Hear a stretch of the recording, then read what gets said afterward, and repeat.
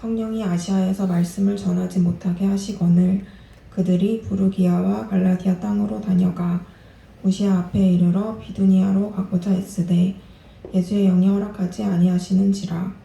무시아를 지나 드로아로 내려갔는데 밤에 환상이 바울에게 보이니 마게도냐 사람 하나가 서서 그에게 청하여 이르되 마게도냐로 건너와서 우리를 도우라 하거늘 바울이 그 환상을 보았을 때 우리가 곧 마게도냐로 떠나기를 힘쓰니 이는 하나님이 저 사람들에게 복음을 전하라고 우리를 부르신 줄로 인정함이러라. 아멘.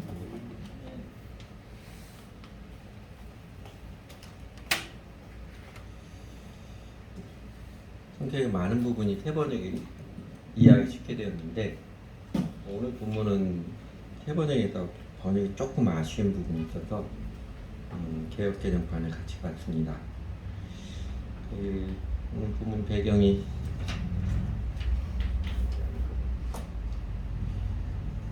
영어로 된 지도라 죄송한데 색깔만 보십시오. 여기 보시면 여기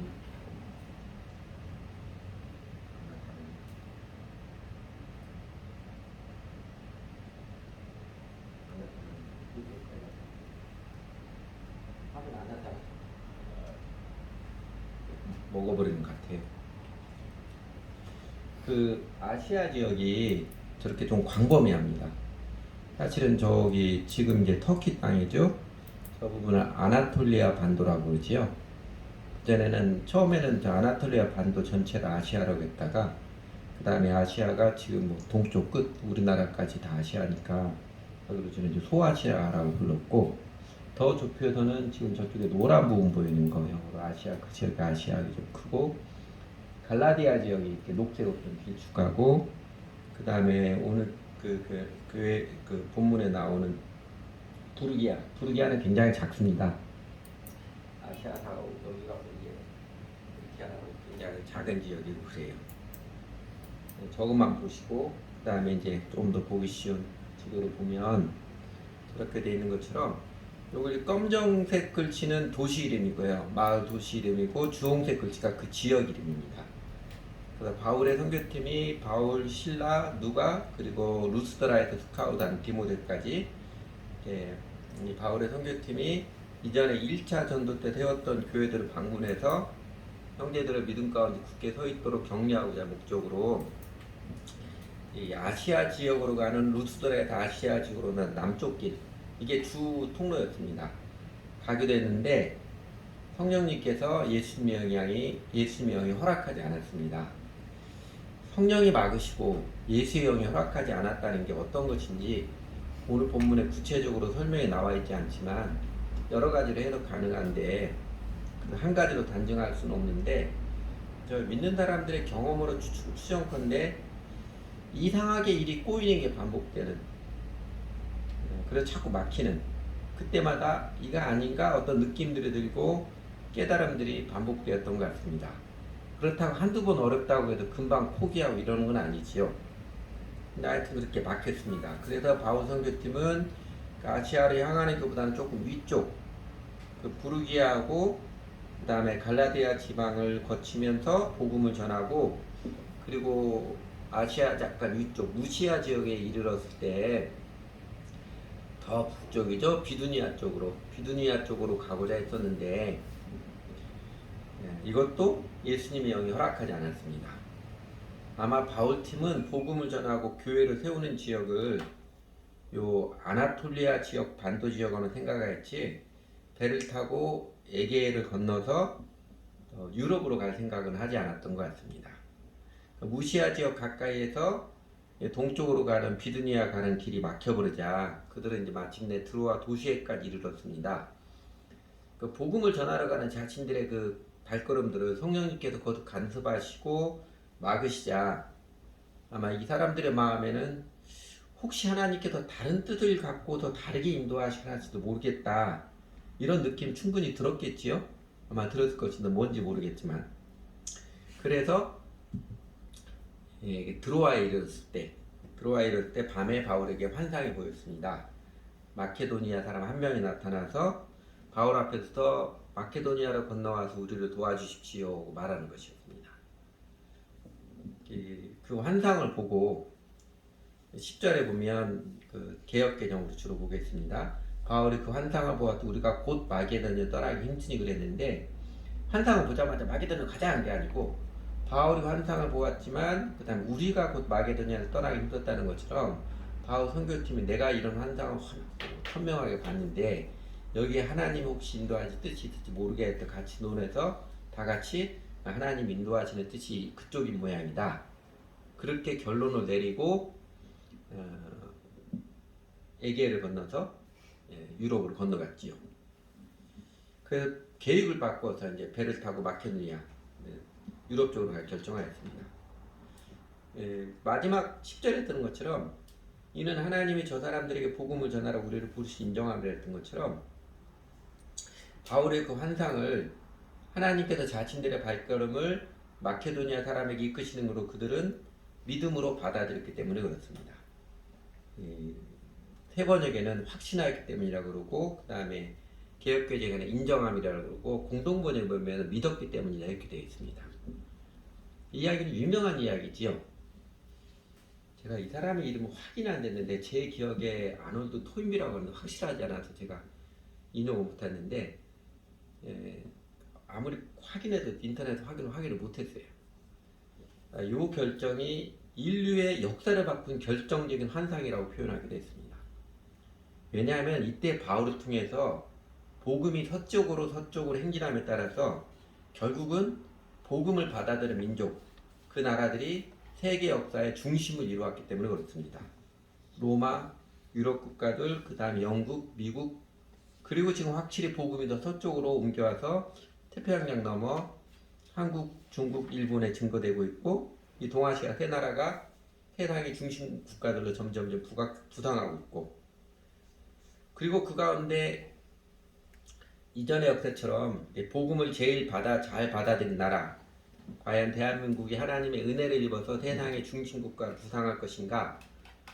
지금은 첨예한 긴장이고 팽팽한 경쟁의 모습으로 나타나고 있습니다. 그래서 이게 한 10년, 20년 안에 결판이 나지 않겠습니까?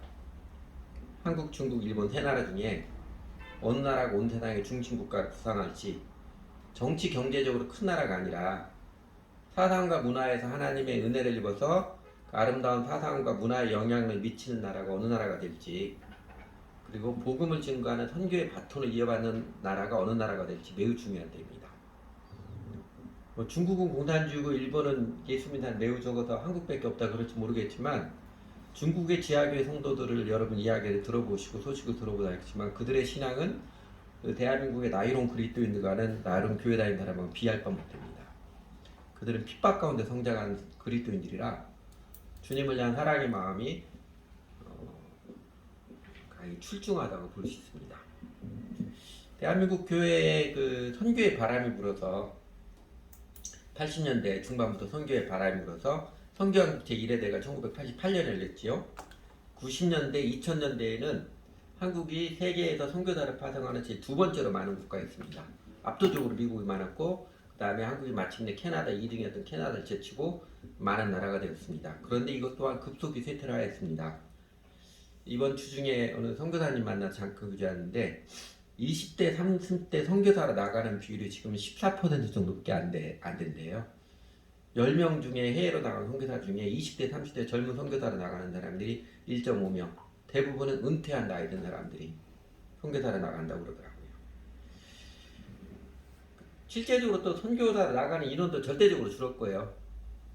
절대적으로 줄어서 선교한국 대회 지금도 2년마다 한 번씩 하는데 처음에 1회 때는 5,000명, 몇 년 뒤에 5,000명이다 지금은 1,000명도 못 모입니다.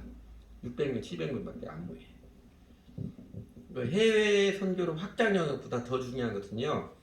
과연 대한민국 교회가 하나님의 크고 놀라운 은혜를 많이 입었는데 과연 그 은혜를 인정하고 은혜에 대해 합당하게 응답하여서 사회를 정결케 하고 나라를 변화시키는 세상의 빛과 소금의 역할을 잘해왔느냐 그 내용적 측면 질적인 영역입니다. 이거는 설명 안 해도 알겠지요? 여러분들도 잘 알다시피 그 잘 못하니까 결국은 교회가 세인의 지탄을 받고 그래도 고치지 않으니까 하나님께서 오늘날 교회 양적인 면도 급속하게 위축시키고 있는 것입니다. 이제 서울대 교회 예배에서 박사과정의 자매를 하나 새로 만났습니다. 학교 다닐 때 굉장히 전도도 열심히 하고 그리고 예수님 잘 따라섰는데 어려움이 굉장히 많았더라고요. 20대 초반에 어머님이 교통사고로 돌아가시고 결혼을 해서 둘째 아이를 뱃속에 임신했는데 남편이 회사 사고로 가스 폭발 사고로 하늘 날아갔어요. 그게 4년 전입니다. 그래서 박사과정 그만두고 아이를 키우다가 박사과정 마무리해서 다시 학교로 왔어요. 이 자매가 그러더라고요. 자기 4년 전만 해도 연구실에 반절이 학교 연구실에 반절이 크리스천이었는데 이번에 와보니까 크리스천이 아무도 없더래요. 한 명도 없다는 거예요. 그게 지금 대한민국 청년사의 현실입니다. 네, 그러므로 대한민국 또 한국교회가 바울의 마케도니아 있는 환상 이후 복음이 서쪽으로 하나님 나라 운동이 서쪽으로 대행진을 해오면서 그러면서 대한민국까지 이르는데 과연 복음을 받아들이고 하나님의 은혜를 입어서 세계사회 세계에서 또 다른 획을 긋는 주역이 되느냐 되지 않느냐는요, 과연 교회가 지금 세속화된 교회의 모습 어떻게 극복할 수 있을 것이냐, 교회가 지금 직면한 부패와 쇠락의 벽을 어떻게 극복할 것인가, 그거에 달려 있습니다. 그래서 제가 여러분들에게 금요일 밤에 함께 기도하자고, 대한민국 교회 각성과 회개의 진정한 부흥의 은혜를 내려주시도록 하나님 나라가 이 땅, 이 나라 민족 역사 가운데 힘있게 임하여서 이 시대 마지막 세대에 하나님의 살아계심과 하나님의 선하심, 하나님 되심을 드러내 주십사고 기도하자는 것입니다. 하나님의 일하시면서 중요한 건 사람 쪽수가 아니지요. 구약성경에도 신약성경에도 눈을 가르쳐 주십니다. 예수님께서 소수의 제자를 삼으셨듯이 하나님께서 엘리야 한 사람을 통해서 갈멜산에서 영적 승리를 가져왔을 때 그때 하나님 사람 쪽수 보고 많은 쪽 보고 행하신 게 아니잖아요. 하나님께서는 오늘날에도 정직한 그리스도인들을 찾고 계십니다. 우리가 한 사람 한 사람이 기독교 종교인이 아니라 껍데기 교인이 아니라 예수를 주님을 믿고 주 예수님을 위해 살기로 회심한 사람들, 그래서 주님의 도를 배우고 따르기 헌신한 사람들이 되는 게 그 관건입니다. 제가 오늘 설교 제목과는 좀 다른 맥락 이야기를 드렸는데 하나님께서 역사의 흐름을 바꾼 환상이죠. 바울의 마케도니아의 환상을 기점으로 복음의 대행진, 하나님 나라 운동의 대행진이 예루살렘으로 시작해서 서쪽으로 돌면서 우리 시대 동아시아, 대한민국에서 그 큰 전환점으로 지나고 있음을 이것을 꼭 말씀드리고 싶습니다. 다음에 또 자세하게 말씀드릴 기회가 있을 거예요. 그리고 오늘 설교의 이제 메인 주제, 바울이 마게도니아 환상을 보고 서쪽으로 인도하신 하나님의 손길을 확인한 모습 통해서 제가 오늘 우리도 하나님의 뜻을 분별하는 방법에 대해 말씀을 드리겠습니다. 그 바울 팀이 아시아 비두니아를 가고자 애썼지만 예수의 영, 곧 성령님이 거듭막으시고 예수의 영 따로 있고 성령님 따로 있고 이런 거 아니라는 건 아시죠? 예수의 영, 성령님이 거듭막으시고 마케도니아인의 환상을 보게 하셔서 서쪽으로 인도하심을 그 피어슨이라는 신학자는 이중적 인도라고 불렀습니다. 이중적 인도다. 한편으로는 금지와 제재, 다른 한편으로는 허용과 압박이 있었다는 것입니다. 어떤 길은 막으시고 다른 길은 열어주시는 것을 말합니다. 선교 역사에서도 성령님께서 종종 이런 일을 행하셨습니다. 그 리빙스턴 잘 아시죠? 원래 중국에 가려고 했었지만 하나님께서 막으시고 하나님 그를 아프리카로 보내셨습니다. 선교의 아버지라고 불려오는 영국 사람 윌리엄 캐리는요, 그 남태평양에 있는 폴리네시아 섬들로 가려고 했는데 하나님께서는 그를 인도로 인도하셨습니다. 그리고 미국 사람으로 첫 번째 선교사의 나도니람 저투는 인도로 가고자 했었지만 하나님은 그를 버마, 지금 미얀마죠. 미얀마로 인도하셨습니다. 여러분, 우리들 삶에서도 하나님께서 종종 이렇게 이중적 인도하심을 내려주시지요. 내가 간절히 기도하고 정말 하나님 이것만은 들으십시오 기도하고 원하던 것은 막으시고 전혀 예상치 못했던 길을 열어서 가게 하시는 그런 일들 말입니다. 내 뜻대로 안 되었다고 실망하기도 하고 우울하기도 하고 어떤 경우는 하나님께 삐져가지고 하나님께 화내기도 하고 하나님께 삿대질도 하고 그러기도 하지만, 그러나 그 과정 가운데 제일 중요한 것은 그렇게 인도하신 하나님께서 하나님의 자녀들에게는 결국 최선의 길로 인도하신다는 사실, 이 진리가 중요합니다. 내 뜻을 막으시고 엉뚱한 길로 인도하신 것 같지만, 그러나 바울을 유럽으로 인도하듯이 하나님 우리를 언제나 최선의 삶으로 인도하십니다. 그래서 하나님의 인도하심을 순순히 잘 받아들이고 따르는 인생이 영원히 복된 인생이고, 그리고 우리 믿는 사람들이 하나님이 인도하시는 그 뜻을 잘 분별하는 게 매우 중요합니다. 그럼 어떻게 하나님 인도하시든 잘 분별할 것이냐? 오늘 바울 선교팀이 하나님 인도하심 받는 모습에서 우리가 눈여겨봐야 할 두 단어가 있는데, 제가 개역개정판이 조금 굵은 글씨로 쓴 거예요. 에스데라는 단어하고 인정함이라는 단어입니다. 세 번역에서 제가 에스다라는 단어를 빼먹어가지고 제가 개역개정판 인용을 한 것입니다. 이 두 단어가 중요해요. 그래서 하나님의 뜻을 분별하는 데 있어서 제일 중요한 원리는 이것입니다. 하나님의 뜻은 주술적으로 분별하는 게 아니고 인격적 교제 가운데서 분별합니다. 또 하나님의 음성을 듣는다고 하죠. 하나님의 음성을 듣는 것도 주술적으로 듣는 게 아니고 인격적 관계 가운데서 듣는 것입니다. 하나님의 뜻을 분별한다, 하나님의 음성을 듣는다, 큰 맥락에서는 똑같은 것인데, 하나님의 뜻을 분별한다는 것은 조금 약간 이성적인 관점이고, 하나님 음성을 듣는다는 것은 직감적인 관점을 표현한 것일 뿐입니다. 바울의 그 전도에 마지막에 주 예수의 몸으로서 로마에까지 간 것까지 포함하면 모두 4차례였었지요. 여러분, 그 중에서 오늘 본문처럼 바울이 드로아에서 환상을 보았기 때문에 자신의 선교의 계획을 수정하고 방향을 바꾼 게 있었습니까? 예전에 사도행전 선교학교 할 때 기억해 보시 그런 적 있었어요? 그런 적 없었습니다. 우리가 앞에서 1차 전도행 때도 또 2차 전도행 때도 보았듯이 바울 선교팀은 자신들의 모든 선교 방향 일정을 곰곰이 생각하고 함께 의논해서 결정을 했습니다. 그리고 그 계획 의논한 결정에 따라 실행했고요. 그러니까 드로아에서 마케도니아 환상은요, 바울 선교팀에게 바울에게 매우 특별한 경험입니다. 사실 그래서 사도행전을 자세히 기록해 놓았습니다. 사람들이 우리나라 사람 자주 인용하는 한자 사자성어 중에 수주대토라는 말이 있죠.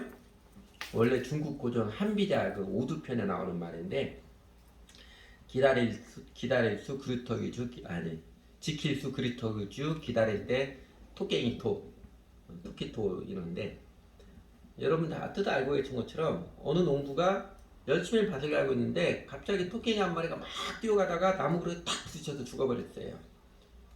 그 농부는 그날 토끼 고기를 공짜로 얻었습니다. 그래서 그 다음날부터 이 농부는 밭을 가지 않고 나무 그루트가 보이는 조금 떨어진 나무 그늘에서 이 토끼가 또 와서 또 나무 그루트에 부딪히기만 기다리겠다는 말입니다. 그런 사람이 만화를 재밌게 그려놨더라고요. 그 표정에서 고집세고 게으르다는 게 느껴지기도 하지요. 그런 것처럼 로또에 당첨되기만을 바라는 그 요행심에 의존해서 살아가는 게으른 사람의 어리석음을 풍자한 이야기입니다. 근데 여러분, 특별한 것을 일반화시키는 것을 논리학에서도 대표적인 오류로 지목을 합니다. 그런데 이상하게도 교회 다니는 사람들이 하나님의 은혜를 잘 오해해서 우연히 어쩌다가 떨어지는 꿀을 한 방울 얻어먹으려는 유행을 바라고 주술적인 방법으로 하나님의 뜻을 알려는 모습들이 심심치 않게 보입니다. 마땅히 차분하게 꼼꼼하게 곰곰 생각해서 결정해야 할 것을 어떤 삘이 오기를 기다리거나 충동적으로 결정하거나 기도 중에 하나님께서 느닷없이 한 말씀 들려주시기만을 기다리고 있는 모습, 그런 모습 말입니다. 제가 오늘 본문에서 두 단어가 중요하다고 말씀드렸는데, 그 중에 하나가 에스데였죠. 에스데, 수고했다는 것이요. 그러니까 조금 어려움이 있다고 금방 물러서거나 쉽게 계획을 변경하지 않고 기꺼이 수고해서 그 어려움들을 돌파하고자 했다는 것입니다.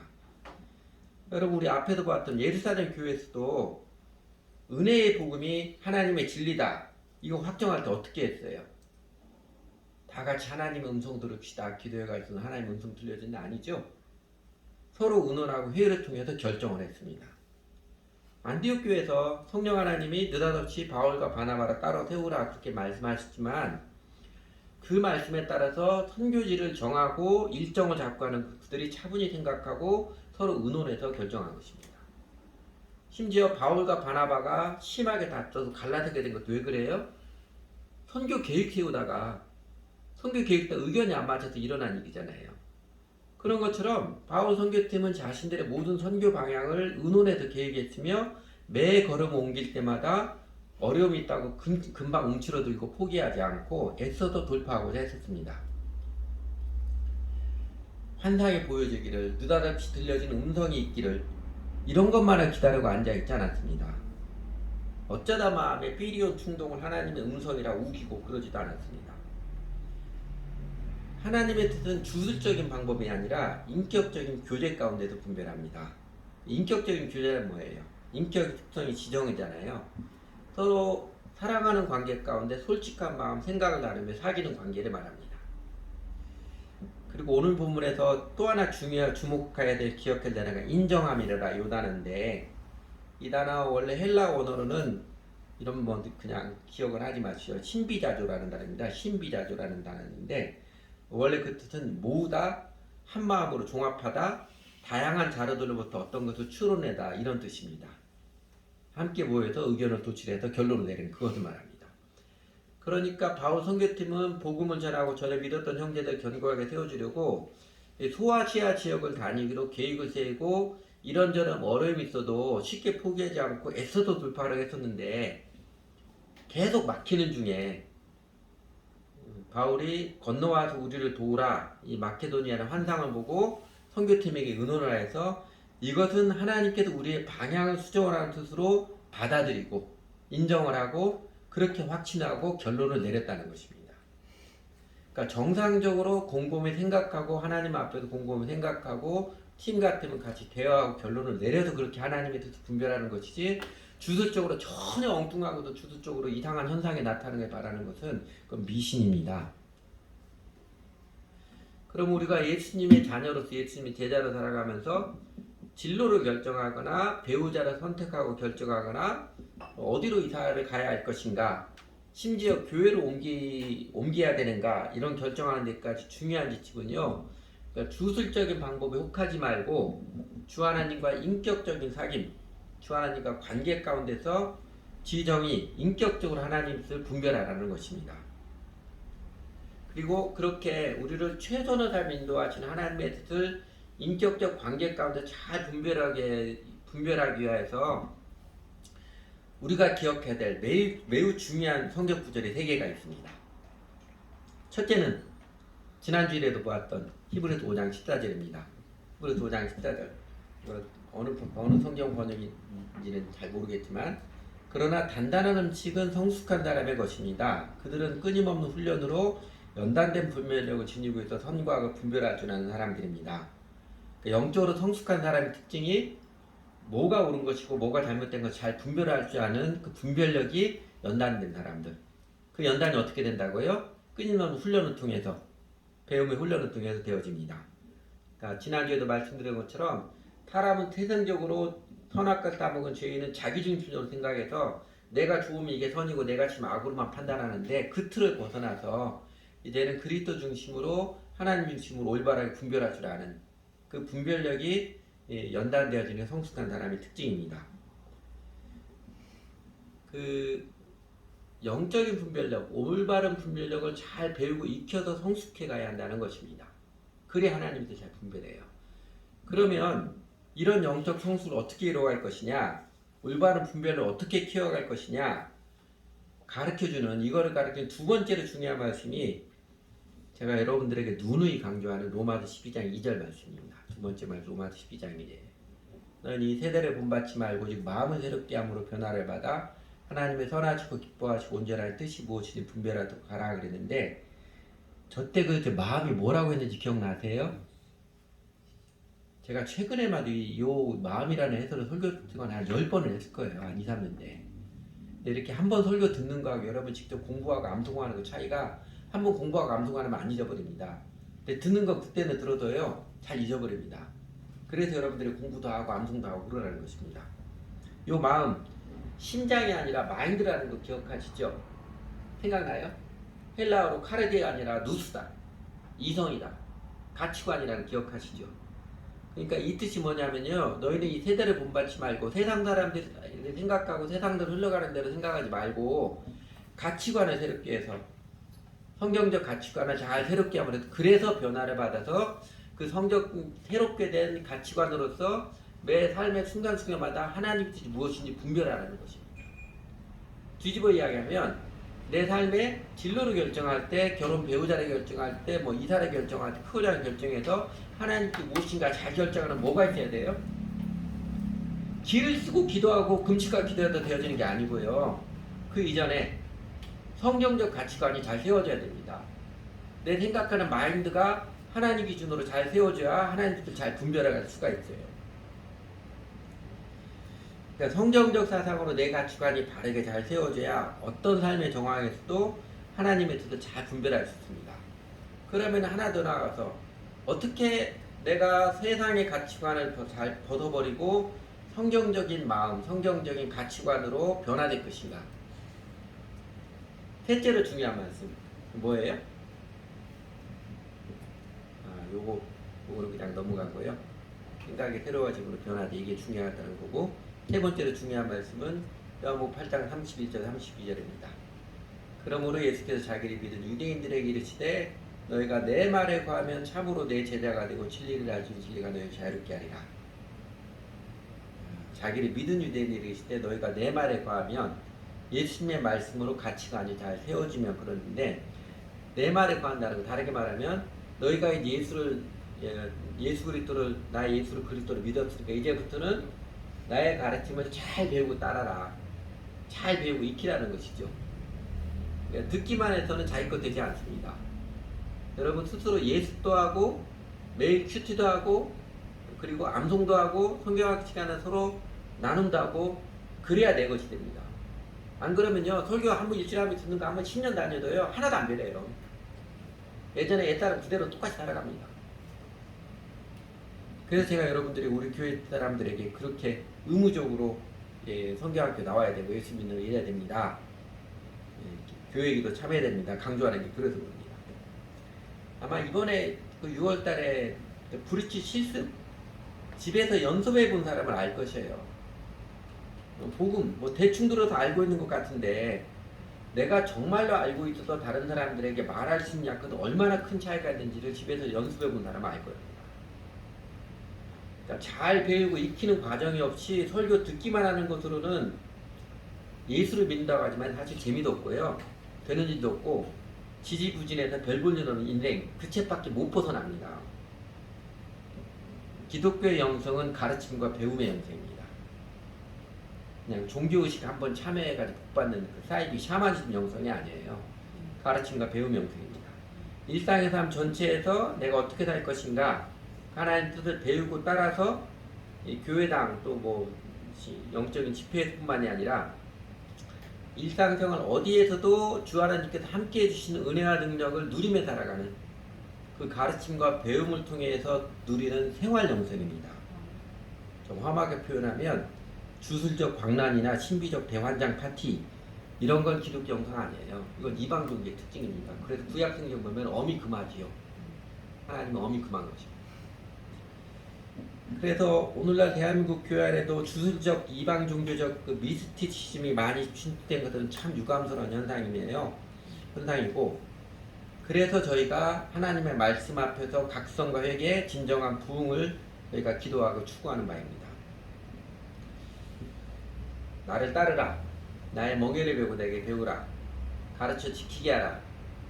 주 예수님께서 반복해서 직접적으로 깨우치며 명령하시듯이 저희가 교회를 다니는 이유 목적은요, 잘 배우고 예수님의 제자들로 익히기 위함입니다. 여러 번 잘 예배 잘 참석해서 성실하게 참석했으니까 복 주시겠지 이런 마음 아니고요.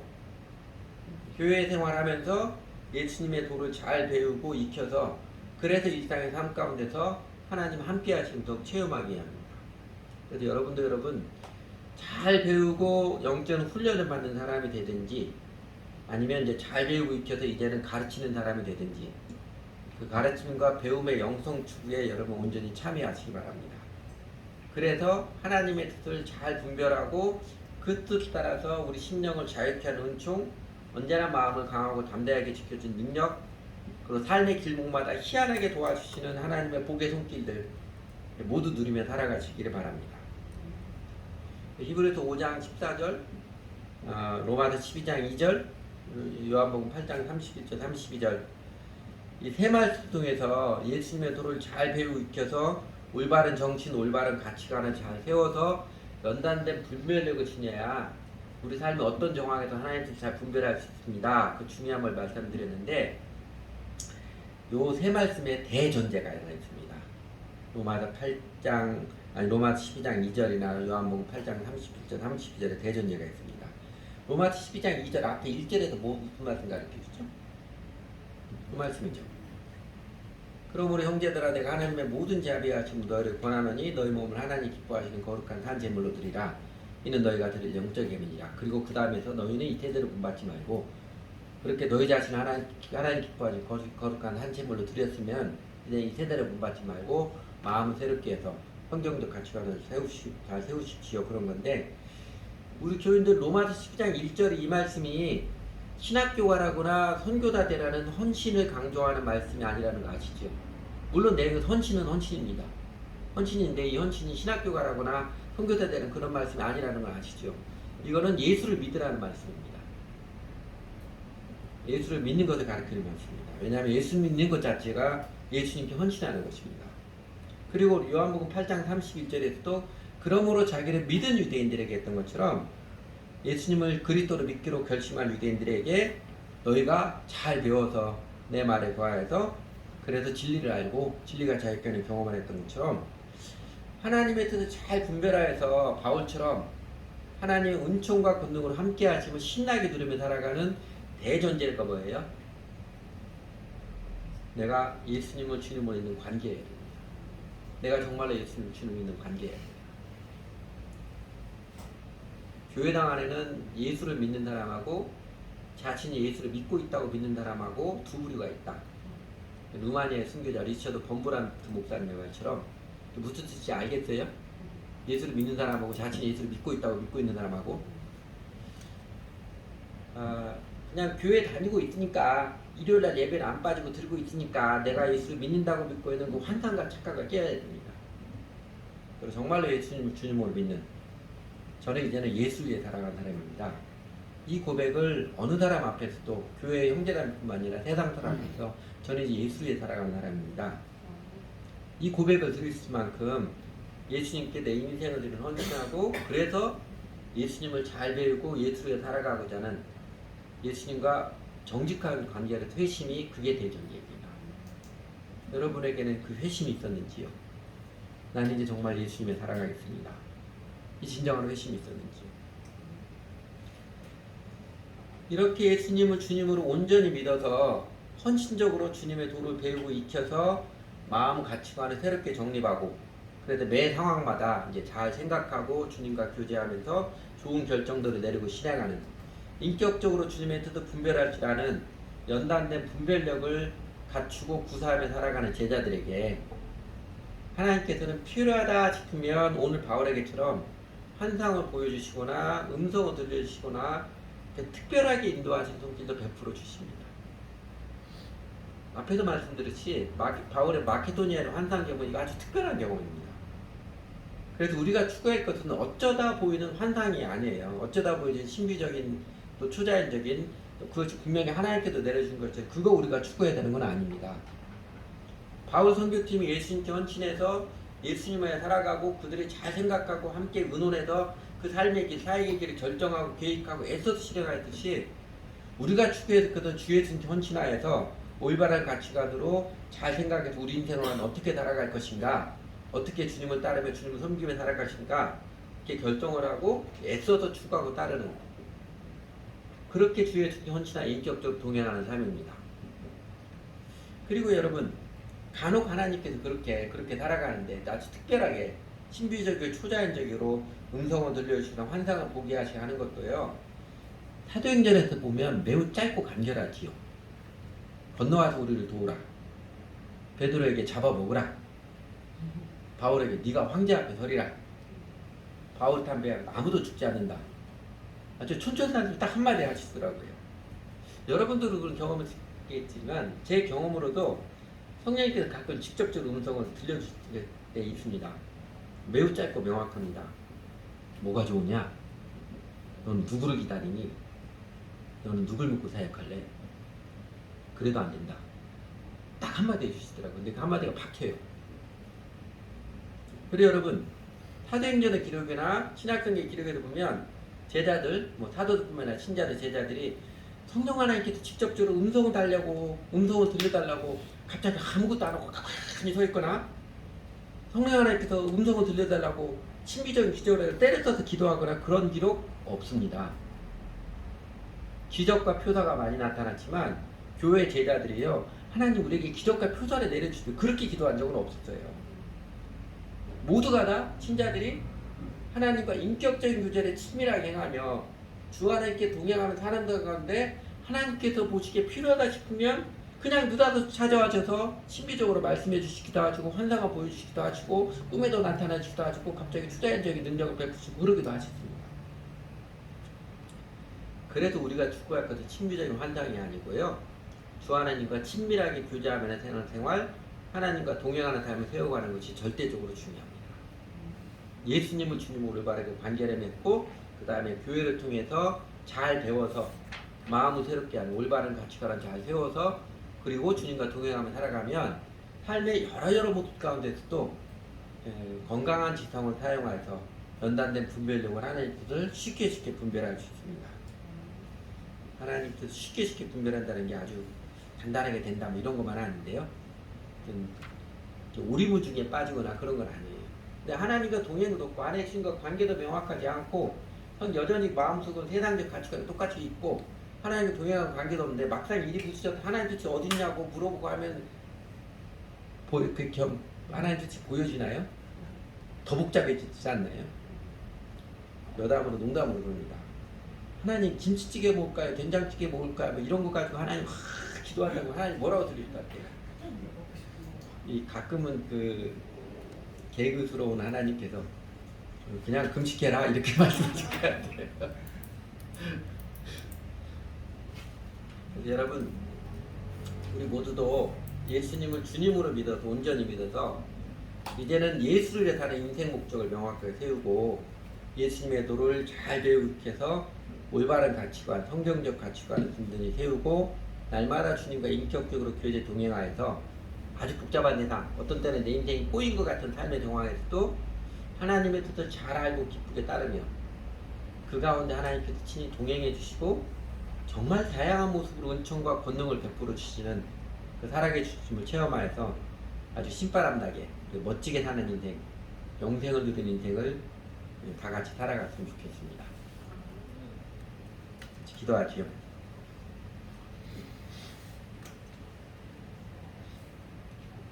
하나님 아버지, 주 예수님께서 자비와 은혜를 베풀어 주셔서 친히 저희들의 선한 목자가 되어 주셔서 십자가에서 달려 죽으시게 하신 그 사랑으로서 죽음에서 다시 살아나신 부활의 본능으로서 저희들을 최선의 삶으로 인도해 주셔서 감사를 드립니다.